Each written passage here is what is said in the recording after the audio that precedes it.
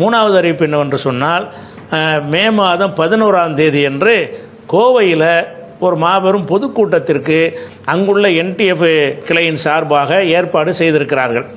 அந்த ஏற்பாடு செய்த முக்கிய நோக்கம் என்று சொன்னால், இந்த வக்ஃபு திருத்த சட்டம் வந்த பிறகு அந்த சட்டத்தில் உள்ள என்னென்ன விஷயங்கள்லாம் நம்மளை பாதிக்கும் என்று விரிவான முறையில், விளக்கமான முறையில் மக்களுக்கு வைக்கப்படவில்லை என்ற ஒரு காரணத்தினால் அது குறித்து A to Z முழு விவரங்களையும், என்னென்ன சட்டத்தை திருத்தி இருக்கிறாங்க, அதில் என்னென்ன வகையில் நமக்கு பாதிப்பு ஏற்படும், அந்த விஷயங்களை எல்லாம் பூரணமாக விளக்குகிற ஒரு நோக்கத்தில் தான் அந்த வக்ஃபு திருத்த சட்டத்தில் உள்ள இஸ்லாத்தை முஸ்லீம்களுக்கு பாதகமான அம்சங்கள் என்கிற ஒரு விஷயத்தை விளக்குவதற்காக மே 11ஆம் தேதி ஞாயிற்றுக்கிழமை கோவையில் ஒரு பொதுக்கூட்டம் ஏற்பாடு செய்திருக்கிறார்கள்.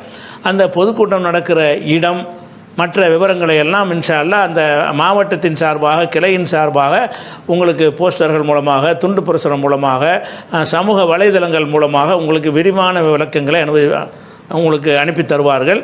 அந்த கூட்டம் நடக்கிற தகவலை மாத்திரம் இப்போது உங்களுக்கு தெரிவித்துக் கொள்கிறோம். அஸ்ஸலாமு அலைக்கும்.